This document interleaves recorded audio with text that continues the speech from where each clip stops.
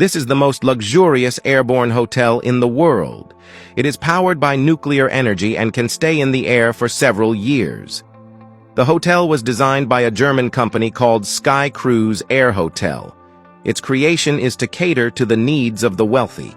The hotel can accommodate up to 5,000 passengers for a global journey. There are no pilots as it is fully driven by artificial intelligence.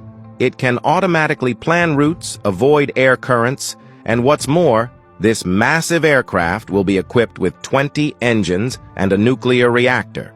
Powered by nuclear energy, it can continuously fly for several years. The supplies needed for the hotel and passengers will be transferred via conventional aircraft. Even maintenance and servicing will be done in flight.